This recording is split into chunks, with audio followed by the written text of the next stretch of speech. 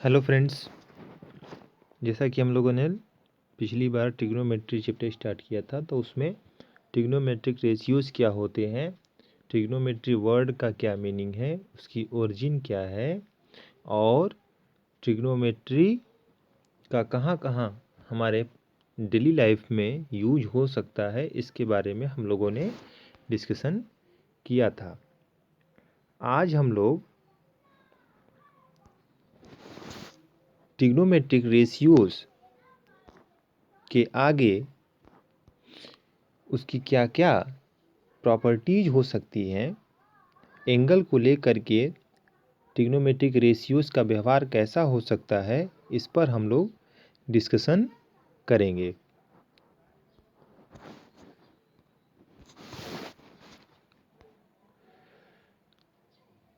यहाँ पर आपको लिखा हुआ दिख सकता है कि the values of the trigonometric ratios of an angle do not very with the length of the side of the triangle if the angle remains the same.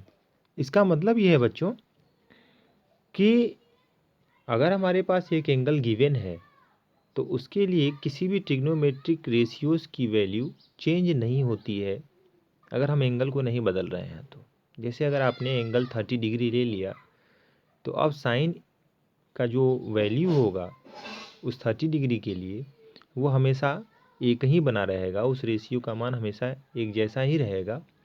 आप कोई भी ट्रायंगल ले लो, जैसे अगर आपने एक ट्रायंगल ऐसे ले लिया और एक ट्रायंगल थोड़ा बड़ा ले लिया, लेकिन अगर यहाँ पर 30 डिग्री है और यहाँ पर भी 30 डिग्री है, तो इन दोनों केस में आप साइन की वैल्यू निकालोगे, साइन ऑफ 30 डिग्री, तो वो चेंज नहीं होने वाला है। वो जो यहाँ पर आएगा वहीं यहाँ पर भी आएगा। यही बात ये कह रहा है कि अगर एंगल का मान, एंगल की वैल्यू हम नहीं चेंज करते हैं तो फिर हमारा जो रेशियो है वह भी चेंज होने वाला नहीं है, वह कांस्टेंट बना रहेगा। इसको हम लोग प्रूफ कर सकते हैं। आपके सामने फिगर दिखाई दे रहा होगा, इसमें मैंने कई सारे ट्रायंगल खींच रखे हैं एक ही ट्रायंगल पर। जैसे सबसे पहले हमारे पास ए बी सी एक ट्रायंगल है। ए बी सी ट्रायंगल में हमने क्या किया है कि ए सी पर एक पॉइंट पी लिया है और पी से परपेंडिकुलर ड्रॉ किया है ए बी पर, तो वो है P M. P M is perpendicular on A B. Also, we extend the side AC up to Q and we draw a perpendicular Q from Q to AB, which is QN. Therefore, we have three right angle triangles APM, ABC, AQN. अब बच्चों इसमें proof करना ये बड़ा आसान काम है। आप सिमिलरिटी पढ़ करके आए हैं, आपने देखा है कि ये जो ट्रायंगल ए पी एम है और ए सी बी है, ये ट्रायंगल आपस में सिमिलर है। सिमिलर क्यों है? क्योंकि यहाँ 90 डिग्री है, यहाँ भी 90 डिग्री है और ये एंगल दोनों का कॉमन है, तो एंगल क्राइटेरिया से ये सिमिलर है। अब बच्चों अगर ये सिमिलर है तो हम जानते हैं कि सिमिलर ट्रायंगल्स के साइड्स का जो रेशियो होता है वह करस्पॉन्डिंग साइड का रेशियो इक्वल होता है। तो हमारे पास ये लाइन हमको मिलेगी A M upon A B, A P upon A C, M P upon B C. ये लाइन हमको दिखाई देगी, इसमें कोई डाउट नहीं है। हम किस ट्रायंगल की बात कर रहे हैं? ए बी सी और ए एम पी की। अब थोड़ा गौर कीजिएगा, अगर ये लास्ट वाला दोनों रेशियो हम कंसीडर करें और इन दोनों रेशियो के माध्यम से हम ये लिखने में सक्षम हो सकते हैं B C upon A C equals M P upon A P. No doubt ये इसी रेशियो के माध्यम से लिखा गया है।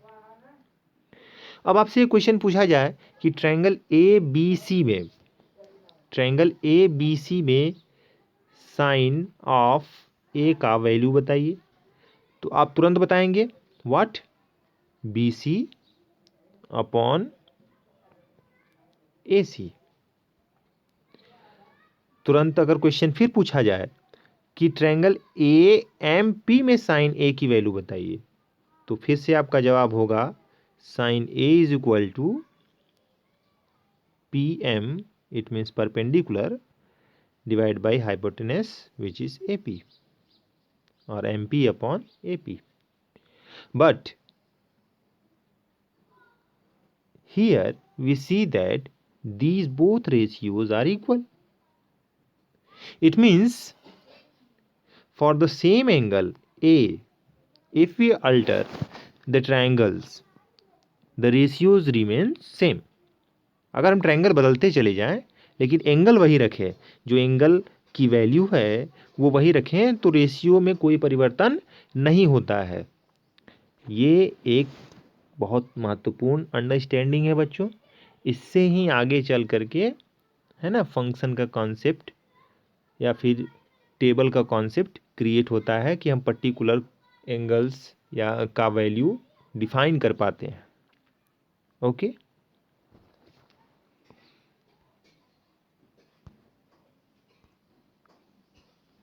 तो इस तरह से हमने देखा कि साइन ए की वैल्यू नहीं चेंज हो रही है, चाहे हम ट्रायंगल बदल भी दे रहे हैं तो भी। अब बारी आती है बच्चों कि हम लोगों ने कुल 6 ट्रिग्नोमेट्रिक रेशियोज डिफाइन किए हुए हैं किसी भी एक्यूट एंगल के लिए, राइट एंगल ट्रायंगल में। तो एक तरह का प्रॉब्लम आता है कि अगर हमको एक रेशियो गिवन है, कोई भी 6 में से एक रेशियो गिवन है, तो बाकी रेशियोज की वैल्यू हम कैसे निकालेंगे।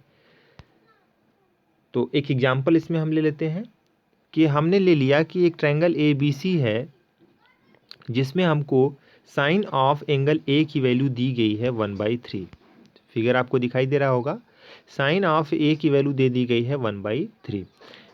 तो इसका मतलब ये है कि इस ट्रायंगल में चूंकि sine of A is equal to perpendicular upon hypotenuse होता है, तो इस ट्रायंगल में एंगल ए के अपोजिट वाला जो साइड होगा यानी परपेंडिकुलर और हाइपोटेनस का रेशियो 1:3 है। तो अब ये वेल नोन मैथमेटिकल आइडिया आप सीख चुके हैं कि रेशियोज अगर दिए गए हैं तो एक्चुअल वैल्यूज, यानी अगर हमको लेंथ लिखनी हो तो हम एक कांस्टेंट का मल्टीप्लिकेशन करके लेंथ लिख लेते हैं, जैसे 1k और 3k, it means k and 3k।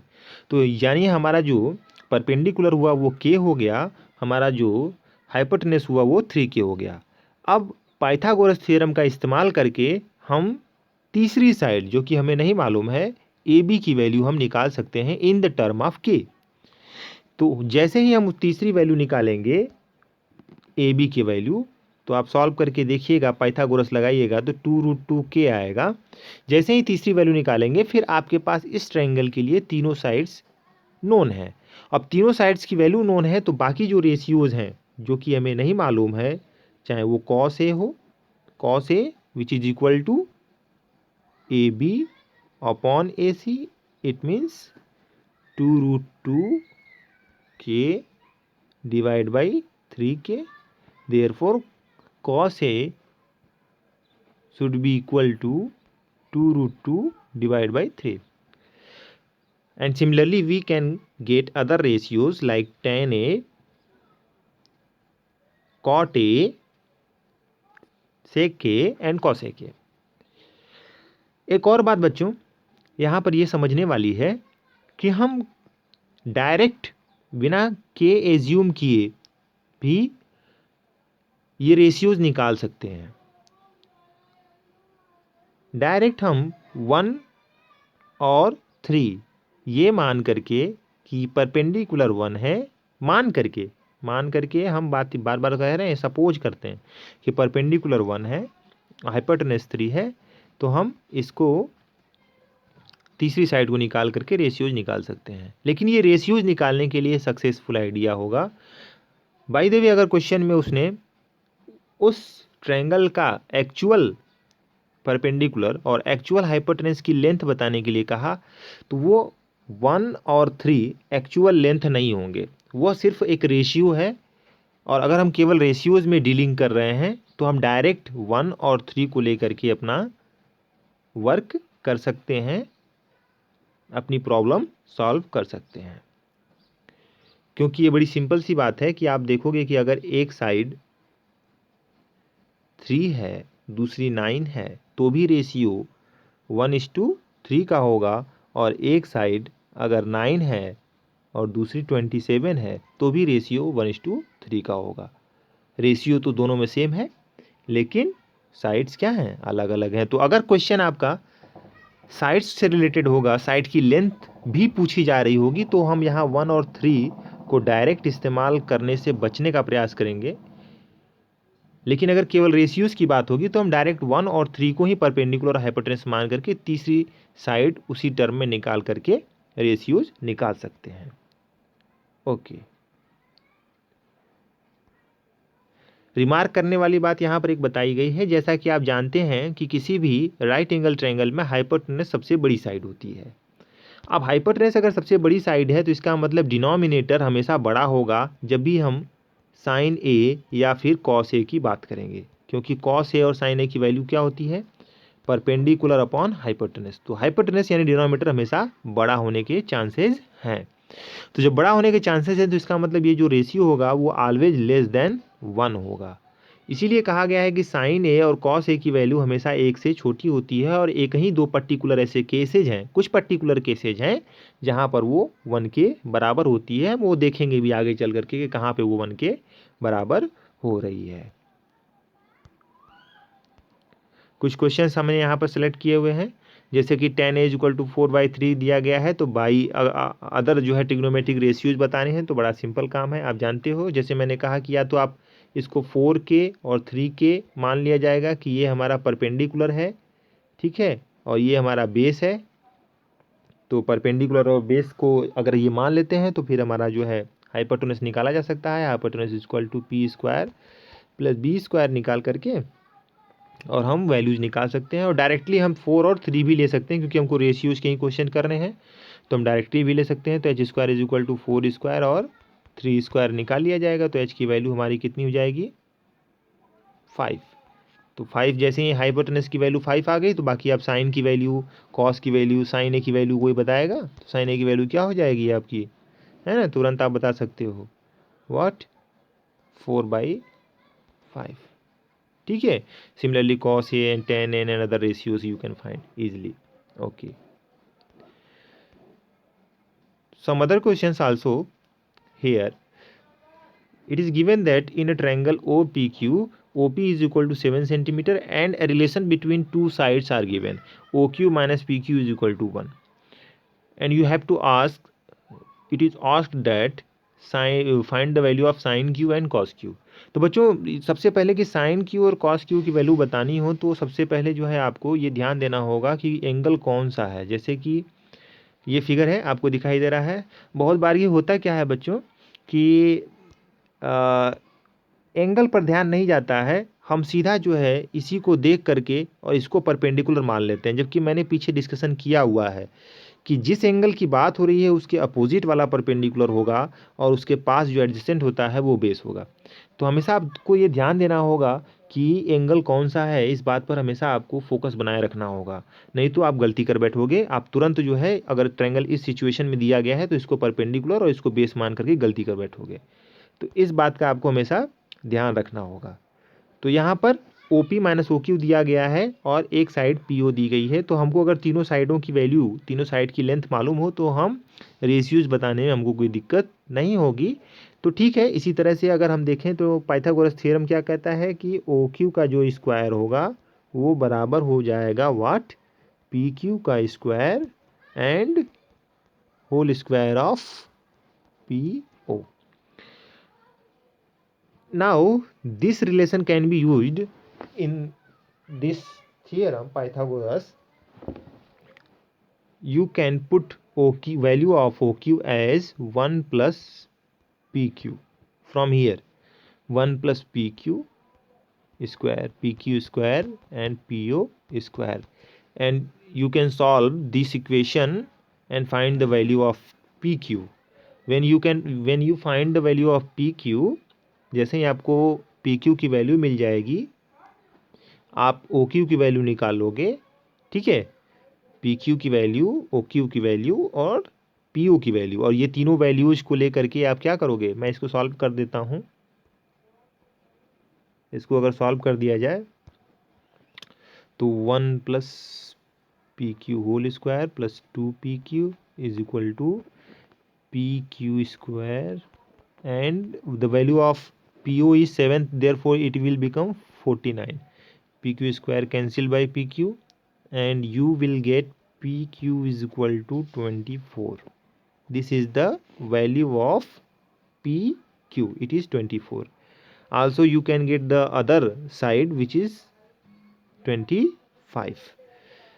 So easily you can get the ratio sin Q, sin of Q. This angle is Q, therefore perpendicular what? 7, and hypotenuse 25. Therefore your answer must be 7/25 for sin Q, and for cos Q it will be what? 24/25. बहुत सारे बच्चे ऐसी गलती करते हैं कि वो direct जो है इसको परपेंडिकुलर इसको बेस लेते हैं। ये गलती नहीं करनी है, पहले हमको एंगल पर फोकस करना है कि हमारा एंगल कहाँ है। ओके ओके,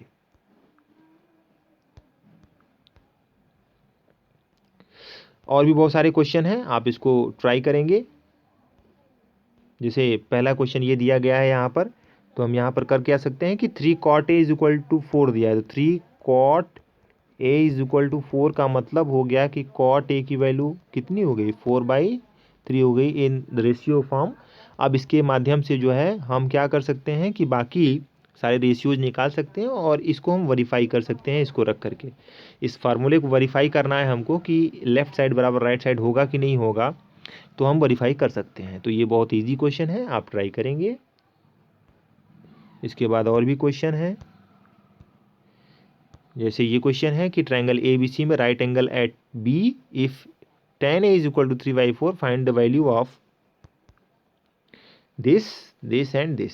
तो ये भी बहुत इजी क्वेश्चन है बच्चों। बाकी रेशियोज निकाल करके आपको वैल्यूज रखनी होगी सिर्फ यहाँ पर, और ये ध्यान देना होगा, जैसे ये ट्रायंगल है तो आपको बार बार ये ध्यान देना पड़ेगा कि यहाँ अगर A है, यहाँ C है, B पर राइट एंगल है, तो C के लिए यूज करेंगे जब भी कॉस की साइन की वैल्यू, तो कौन परपेंडिकुलर होगा, कौन हाइपोटेन्यूस होगा, इसका बात ध्यान देना होगा।